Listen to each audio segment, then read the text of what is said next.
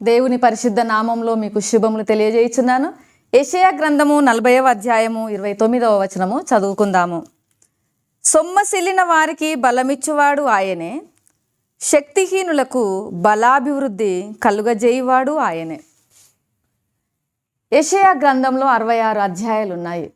మొదటి 39 అధ్యాయాలలో దేవుడు తన యొక్క ఆదరణతో కూడిన సందేశమును, తీర్పు విషయమైన సందేశాలను, నిరీక్షణతో కూడిన సందేశాలను యెషయా ప్రవక్త ద్వారా తన జనులైనటువంటి ఇశ్రాయేలులకు తెలియజేశాడు. ఆ సందేశంలో దాదాపుగా హెచ్చరికలు, తీర్పును గురించిన విషయాలే చూడగలము. ఈ 40వ అధ్యాయము ప్రారంభం నుండి కూడా మనం చూసినట్లయితే సందేశంలో కొంత మార్పు అనేది మనం చూడగలము. సంపూర్ణమైనటువంటి ఆయన ఆదరణ, సంపూర్ణమైనటువంటి ఆయన ఆశీర్వాదము, సంపూర్ణమైనటువంటి ఆయన యొక్క మహిమ ఇక్కడ సందేశాలలో మనము చూడగలము. ఇక్కడ మన యొక్క ధ్యానవచనంలో చూసినట్లయితే సొమ్మసిల్లిన వారికి బలమిచ్చువాడు ఆయనే, శక్తిహీనులకు బలాభివృద్ధి కలుగజేయువాడు ఆయనే. బలము ఎవరికి అవసరము? శక్తి ఎవరికి అవసరము? అనగా బలహీనులకు బలం అనేది అవసరము. శక్తిహీనులకు శక్తి కావాలి, వాళ్ళకి బలాభివృద్ధి కావాలి. బలముతో వారి యొక్క హోదాను బట్టి, వారి పొజిషన్ను బట్టి, వాళ్ళకున్న తలాంతులను బట్టి, నైపుణ్యాలను బట్టి, వారికి ఎంతో ధైర్య సాహసాలను బట్టి అతిశయించే వారికి బలము అవసరం లేదు, దేవుని యొక్క శక్తి కూడా అవసరం లేదు. అయితే ఇక్కడ ఇశ్రాయేలు ప్రజలు దేవునికి ఎంతో వ్యతిరేకంగా జీవించారు. ఆయన ఎదుట పాపం చేశారు, ఆయనకు ఎంతో తిరుగుబాటు చేశారు. అయినప్పటికీ కూడా దేవుడు తన యొక్క మంచి మనసును వారి ఎడల చాటుచున్నాడు, తన ప్రేమను వెల్లడి చేయుచున్నాడు. వారిని క్షమించుటకు ఆయన సిద్ధంగా ఉన్నాడు. ఆయన తట్టు తిరగమని వారిని అడుగుచున్నాడు, వారికి తన సందేశాలు పంపుచున్నాడు. మన జీవితాలలో కూడా చూసినట్లయితే చాలాసార్లు మన పరిస్థితి ఇదే. చాలా సొమ్మసిల్లిన పరిస్థితి, నీరసించిపోయినటువంటి పరిస్థితి, శక్తిహీనమైన పరిస్థితి. ఎందుకు అంటే మన జీవితాలలో కావచ్చు, మన కుటుంబాలలో కావచ్చు, జరిగేటువంటి సంఘటనలను చూసి మనం ఎంతో నీరసించిపోతుంటాము, సొమ్మసిల్లిపోతుంటాము, మానసికంగా కృంగిపోతుంటాము. ఎందుకంటే జవాబులు రాని ప్రార్థనలు, ఎంతో కాలం నుంచి ప్రార్థన చేస్తున్నాము, జవాబు రావడం లేదు, అనుకున్నవి జరగడం లేదు, ఆశించినవి దొరకడం లేదు, ఎదురు చూసినవి ఫలించుట లేదు.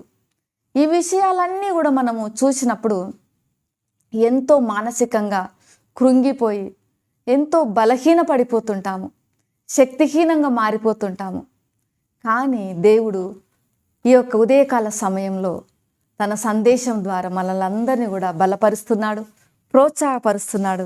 ఎందుకంటే మీ జీవితాలలో ఏ విషయాలను బట్టి మీరు సొమ్మసిల్లి ఉన్నారు, మీ వ్యక్తిగత జీవితాలు కావచ్చు, మీ కుటుంబ జీవితాలు కావచ్చు, మీ యొక్క వర్క్ ప్లేస్ కావచ్చు, ఏ విషయాలను బట్టి మీరు సొమ్మసిల్లిన పరిస్థితుల్లో ఉన్నారో, ఏ విషయాలు మిమ్మల్ని కృంగదీసి మిమ్మల్ని శక్తిహీనులుగా చేసి ఉన్నాయో, వాటన్నిటికీ కూడా ఈ సంవత్సరాంతంలో దేవుడు ముగింపు పలకబోతున్నాడు. నమ్ముట నీ వలనైతే నమ్మువానికి సమస్తం సాధ్యమని దేవుడు సెలవిస్తున్నాడు. కాబట్టి ఈ ఉదయకాల సమయంలో మనం నమ్ముదాము. ఏ విషయాలలో మీరు సొమ్మసిల్లినప్పటికీ దేవుని మీద సంపూర్ణ నమ్మకం ఉంచుదాము, దేవుని మీద సంపూర్ణంగా మనము ఆనుకుందాము. ఎందుకంటే ఆయన మనల్ని విడువడు, ఆయన ఎడబాయడు. ఆయన చిత్తాన్ని జరిగించే వారంగా మనం ఉండాలని ఆయన కోరుకుంటున్నాడు. అందుకని ఆయన మనల్ని బలపరుస్తున్నాడు. కొన్నిసార్లు ఎలా బలపరుస్తాడు అంటే ఆకాశంలో ఎగిరే పక్షిరాజు వలె మనల్ని బలపరుస్తాడు. ఇంకొన్నిసార్లు వేగంగా పరిగెత్తే లేడి వలె మనల్ని బలపరుస్తాడు. మరికొన్నిసార్లు మనము నడవడానికి కావలసిన శక్తితో, బలంతో మనల్ని నింపుతాడు. ఇంకా నేను నడవలేనయ్యా, ఒక్క అడుగు కూడా ముందుకు వెయ్యలేను, అంత శక్తిహీనంగా ఉన్నాను, అంత బలహీనంగా ఉన్నాను, అడుగు తీసి అడుగు వెయ్యలేను అనేటువంటి ఆ సమయంలో కూడా ఆయన మీద ఆనుకొని, ఆయన మీద నమ్మకం ఉంచినప్పుడు, ఆయనను మనం అర్థించినప్పుడు, ఆయనకు మనం మొర్రపెట్టినప్పుడు మన పరిస్థితుల్లోనికి దిగి వచ్చి మనల్ని చెయ్యి పట్టి లేవనెత్తి ఆయన మనల్ని నడిపిస్తాడు.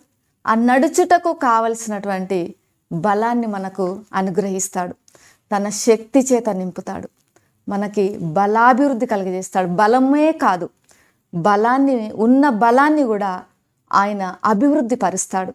అంటే మహాబలవంతులుగా చేస్తాడు. అంటే ఏ సమయమైనను ఎలాంటి పరిస్థితిలో మనము ఉన్నప్పటికీ వాటిని ఎదుర్కొని ముందుకు సాగగలిగినటువంటి మానసిక స్థైర్యము, అలాగే భౌతికమైనటువంటి బలమును మనకు అనుగ్రహిస్తాడు. మరి ప్రియమైనటువంటి వారలారా, ఈ ఉదయకాల సమయంలో మీరు ఏ విషయాలలో సొమ్మసిల్లినప్పటికీ, ఏ పరిస్థితులు మిమ్మల్ని కృంగదీసినప్పటికీ, ఏ సంఘటనలు మిమ్మల్ని శక్తిహీనులుగా చేసినప్పటికీ, ఈ సంవత్సరం అంతా మీరు అనుభవించి ఉండొచ్చు ఆ పరిస్థితులను. కానీ దేవుడు ముగింపును తీసుకొని వచ్చాడు. నూతన సంవత్సరం మన ముందున్నది. ఆ నూతన సంవత్సరంలోనికి మనం అడుగుడడానికి దేవుడు మనల్ని బలపరుస్తున్నాడు, బలాభివృద్ధి కలగజేస్తున్నాడు. మరి అట్టి బలమును మీరు పొందుకొందురుగాక, ఆ బలాభివృద్ధి మీరు అందుకొందురుగాక. ప్రార్థన చేసుకుందాము. ప్రేమ నమ్మకం కలిగిన పరలోకపు తండ్రి పరిశుద్ధుడా, నీకు వందనాలు చెల్లిస్తున్నాము. ఈ వీడియో వీక్షిస్తున్న బిడ్డలందరి కొరకు ప్రార్థన చేస్తున్నాను. ఈ సంవత్సరం అంతటిలో నాయన వారి జీవితాలలో జరిగిన పరిస్థితులను బట్టి, వాళ్ళు సొమ్మసిల్లిన పరిస్థితుల్లో, నీరసించిన పరిస్థితుల్లో, అయా సోలిపోయిన పరిస్థితుల్లో వారు ఉండొచ్చు. వారిని మీరు లేవనెత్తండి.